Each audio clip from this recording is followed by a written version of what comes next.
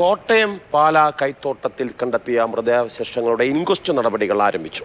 മൃതദേഹാവശിഷ്ടങ്ങൾ കണ്ടെത്തിയ സ്ഥലത്ത് വെച്ച് തന്നെ പോസ്റ്റ്മോർട്ടം നടത്തിയേക്കും. ഡിസംബറിൽ പ്രദേശത്ത് നിന്ന് കാണാതായ വയോധികന്റെ മൃതദേഹമാണ് എന്നാണ് പ്രാഥമികമായ നിഗമനം. ഷിനോജ് എസ് നമുക്കൊപ്പം വിവരങ്ങളുമായി ചേരുന്നുണ്ട്. ഷിനോജ്, ഇതുമായി ബന്ധപ്പെട്ട് പോലീസിന് ഇപ്പോൾ ലഭിച്ചിരിക്കുന്ന വിവരങ്ങൾ എന്തൊക്കെയാണ്? തിരിച്ചറിയാൻ സാധിച്ചിട്ടുണ്ടോ?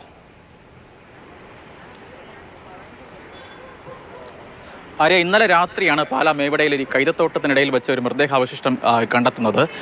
ഈ കണ്ടെത്തിയ സമയത്ത് തന്നെ ഇത്തരത്തിൽ സംശയങ്ങളുണ്ടായിരുന്നു. കാരണം കഴിഞ്ഞ ഡിസംബർ 21-ന് ഈ പ്രദേശത്ത് വെച്ച് ഒരു വയോധികൻ, 84 വയസ്സുള്ള ഒരു വയോധികനെ കാണാതെ പോയിട്ടുണ്ടായിരുന്നു. അദ്ദേഹത്തിൻ്റെതാണോ ഈ മൃതദേഹാവശിഷ്ടം എന്നത് സംബന്ധിച്ച് പോലീസ് ആദ്യഘട്ടത്തിൽ തന്നെ ഒരു സംശയം ഉണ്ടായിരുന്നു. അതിന് പിന്നാലെയാണ് ഇനി ശാസ്ത്രീയമായ പരിശോധന ഫലം വന്നാൽ മാത്രമേ ഈ ഇദ്ദേഹത്തിൻ്റെതാണെന്ന് ഉറപ്പിക്കാൻ കഴിയുകയുള്ളൂ. എന്തായാലും ഇപ്പോൾ ഇൻക്വസ്റ്റ് നടപടികൾ പുരോഗമിക്കുകയാണ്. അതിനുശേഷം ഈ സ്ഥലത്ത് വെച്ച് തന്നെ പോസ്റ്റ്മോർട്ടം നടപടികൾ നടക്കുമെന്നാണ് നമുക്ക് മനസ്സിലാക്കാൻ കഴിയുന്നത്.